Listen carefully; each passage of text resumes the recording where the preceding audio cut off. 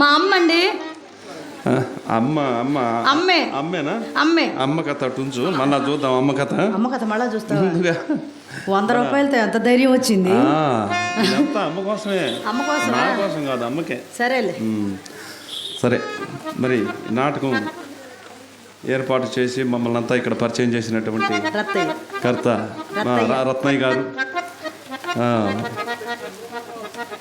కళాభిమానంతో 100 రూపాయలు బహుకరించారు. పెళ్లి చేసుకోమని ముందే ఆశీర్వదించారు, ఇంకా అవుతలేదు, గడి వస్తలేదు. ఇంకా లేదా? ఆషాఢ మాసంలో చేసేయాలి ఏమైనా సరే పెళ్లి. శీఘ్రమేవ కళ్యాణ ప్రాప్తిరస్తు. మామూలు కాదు, మాకు తెలుసు.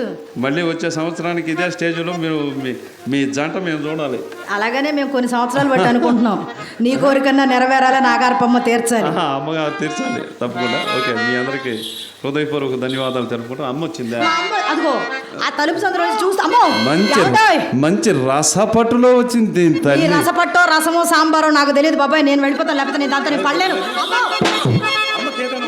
నేను చెప్తానులే, నువ్వు వెళ్ళి ఆ డోలకు హార్మోనియం వెనక దాక్కో. వీళ్ళు కూడా బాగా అడ్డంగా గోడలాగా ఉన్నారు, వాళ్ళ వెనక వెళ్ళి దాక్కో. నేను ఏదో చెప్పొస్తాను, నువ్వు ముందు వెళ్ళవయ్యా బాబు.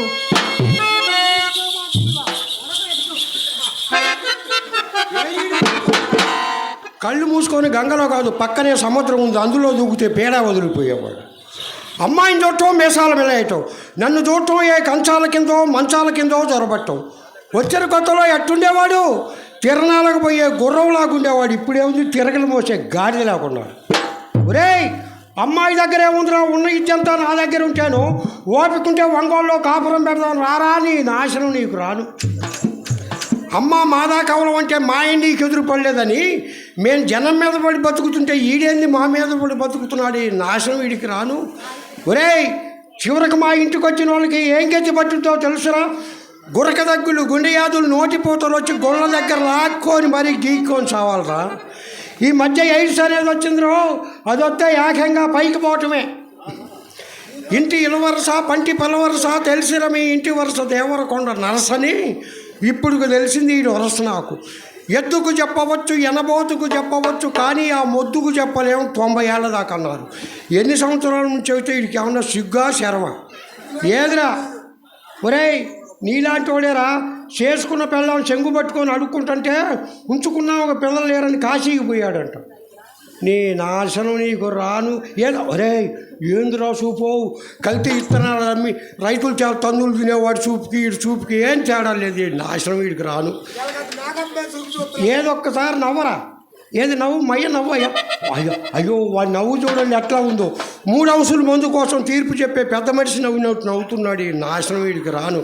ఒరేయ్, మర్చిపోయాను, అంజిరెడ్డి గారు నీ కోసం కనిపెట్టుకొని ఉన్నాడు. అమ్మవారి గుళ్ళో అంట బండలు ఊడ్చే మనిషి కావాలంట. రోజుకు 150 రూపాయలు డబ్బులు ఇస్తా అన్నారు. పోరా, కమిటీ వాళ్ళు అందరూ బతలాడి చెబుతున్నారు. ఎందుకురా మా ఇంట్లో పడి దాన్ని అల్లాడిపోతావు, నీ నాశనం నీకు రాను. ఇక నుంచి అయినా పిల్లలతో హాయిగా బతుకురా, నీ నాశనం నీకు రాను. ఒరేయ్, ఈసారి డబ్బులు లేకుండా నా కంటపడ్డావంటే ఇరగదేస్తా. సిగ్గు లేదురా నీకు? సిగ్గు చెరవ లేకుండా ఎన్నాళ్ళు బతుకుతావురా? ఒరేయ్, ఎన్నాళ్ళు బతుకుతావు?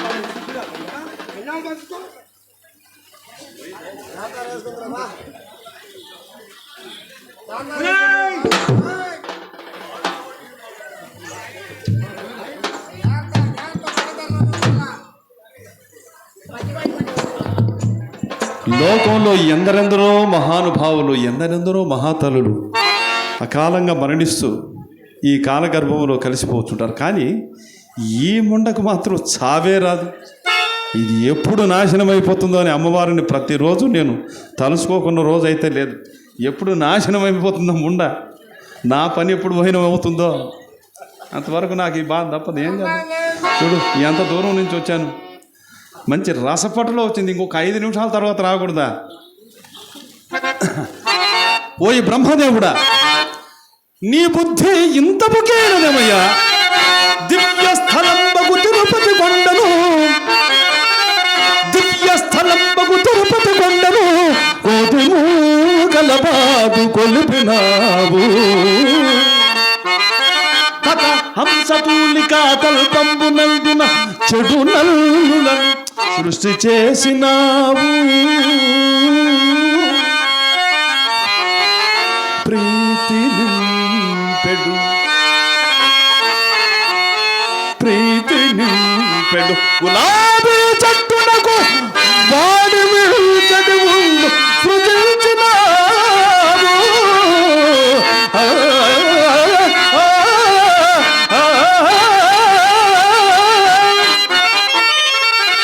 ప్రభువుల మందిర ప్రాంగణంబున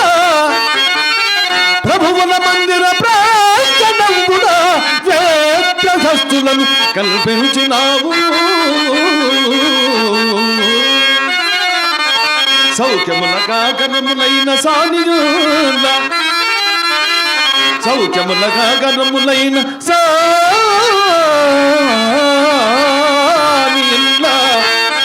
విడుల నెత్తురు పీల్చడు దేశమాతలను మహాభిజాజముల కాబుంచినావు గదరా హృదయాలు సౌఖ్యముల కాకరములైన సానియుల విడుల నెత్తురు దేశమాతల మహాభిజాజముల కాబుంచినావు గదరా హృదయాలు నీ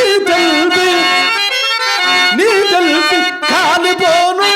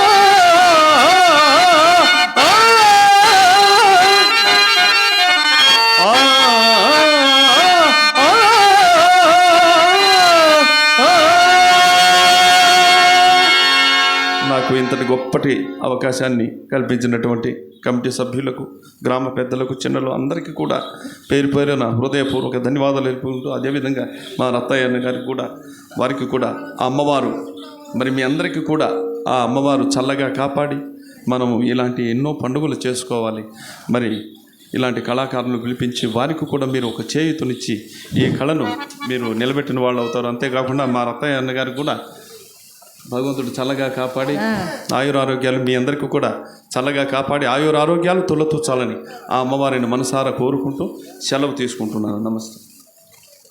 ప్రేక్షణ మహాశయులకు విజ్ఞప్తి, ఈ నాటకం అంజిరెడ్డి గారు బాబాయ్ నాకు ఏ విధంగా కానీ 2 నాటకాలు బ్రహ్మంగారి నాటకము హరిశ్చంద్ర వేయించాము.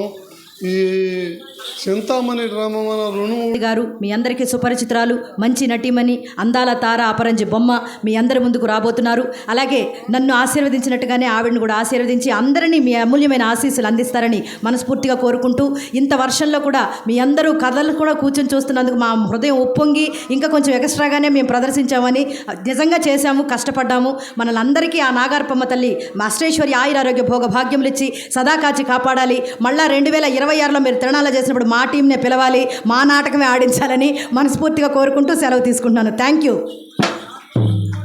అలాగే నాటకాన్ని పెట్టినటువంటి వారు అంజిరెడ్డి గారు, వీరి గురించి ముఖ్యంగా చెప్పుకోవాలి. మనమందరం ఇలా చూడగలిగినా, మేమందరం రాగలిగినా, మమ్మల్ని భరించి ఎంతో వ్యయ ప్రయాసలు కోర్చి ఈ నాటకాన్ని మీ ముందు ప్రదర్శించే భాగ్యాన్ని మాకు కల్పించారు అంజిరెడ్డి గారు. వారికి కూడా హృదయపూర్వకమైన ధన్యవాదాలు. అలాగే మా జానకిరామరెడ్డి బాబాయ్ గారి గురించి చెప్పక్కర్లేదు. ఆయన మంచి కళాబంధు. మేము మధ్యాహ్నం వస్తే వాళ్ళ ఇంట్లోనే మాకు ఆతిథ్యం ఇచ్చి మమ్మల్ని చూసుకుని పిల్లల్లాగా బాగా చాలా ప్రేమగా చూసుకుని స్టేజ్ దాకా తీసుకొచ్చి ఎందుకంటే ఒక ఆర్టిస్ట్కి కావాల్సింది ఏంటంటే వరుస నాటకాల్లో ఉన్నప్పుడు తిండి, నిద్ర, ఈ రెండు ఎవరు కల్పిస్తారో వాళ్ళు భగవంతుడితో సమానం మా కళాకారులకి. అలాంటి భగవంతుడే మా జానకిరామరెడ్డి బాబాయ్ గారు, అంజిరెడ్డి గారు. మరియు ఈ కమిటీలో ఉన్న ప్రతి ఒక్కరికి, ప్రేక్షకులైన మీ అందరికీ హృదయపూర్వకమైన ధన్యవాదాలు తెలియజేసుకుంటూ thank you one and all. ఈ సందర్భంగా నేను చెప్పేది ఏంటంటే, నేను చేసిన చాలా తక్కువ వాస్తవంగా మా బాబాయి. ఎందుకంటే నేను మన ఊళ్ళో తిరిగేటప్పుడు ఇక్కడ నాకు బాగా అర్థమైపోయింది. నేను 2-3 నాటకాలకు చూసినప్పుడు చిన్నదైనా పెద్దయినా కూడా జనంలో ఉన్న రెస్పాన్స్ గమనించాను నేను. ఎందుకంటే ఇక్కడ మంచి కళారసజ్ఞులు ఉన్నారని అర్థమైపోయింది నాకు. అర్థమైపోయిన తర్వాత మా బాబాయ్కి అయితే ఇప్పుడు అభిమానం ఉంది. చాలాసార్లు డిస్కస్ చేసేవాడు కళాభిమానం. నేను ఒకవేళ ఈ హెల్ప్ చేసిన, ఈ సహాయం చేసినప్పటికీ కూడా వీళ్ళందరినీ కూడా ఒక స్టేజ్ మీద తీసుకుని రావడం అంటే చాలా కష్టం. అది రియల్గా నేను చేసింది చాలా తక్కువ, నిజంగా మా బాబాయ్ చేసిందే చాలా ఎక్కువ. అదేవిధంగా ఈరోజు స్టేటు దాదాపుగా రాష్ట్రంలో పేరెంట్కి కన్నా నేను యూట్యూబ్లో చూసి వీళ్ళందరూ కూడా యూట్యూబ్లో చూసి బాబాయ్ లిస్ట్ ఇచ్చా, బాబాయ్ వీళ్ళు కావాలా మనకని మనలో డ్రామా వేయడానికి. సరే చెప్పాడు ఆయన, చాలా ఖర్చు అవుతుంది ఇది అన్నాడు. నేను ఒకటే అన్నా, ఒకసారి డ్రామా వేసిన తర్వాత గుర్తుండాలి, ఒక మంచి డ్రామా వేసిన ఉద్దేశంతో ఆయన దాదాపు 1 నెల రోజుల మించి ఇది చేయడం జరిగింది. ఆ తర్వాత రత్తయ్య గారిని పట్టుకొని చేయడం జరిగినట్టుంది. కాబట్టి మరొకసారి మా గ్రామానికి వచ్చినటువంటి కళాకారులందరికీ కూడా పేరు పేరున గ్రామం తరపున మా యొక్క ధన్యవాదాలు. అదేవిధంగా నేను ఇందాక నుంచి వర్షం పడితే చూస్తున్న వెళ్ళిపోతారేమో వీళ్ళని చెప్పి, మనం ఖర్చు పెట్టి డ్రామా వేసిన వెళ్ళిపోతారంటే నిజంగా అర్థమైపోయింది మన ఊళ్ళో ఎంత రసజ్ఞలో అర్థమైపోతుంది. ఎందుకంటే డ్రామా ఆదరించేవాళ్ళు లేకపోతే ఇక్కడ ఈ డ్రామాకి విలువ ఉండదు. కాబట్టి ఇంకా మంచి డ్రామా ఉన్నట్టుంది. నేను కూడా చూడాలి చివరిదాకా.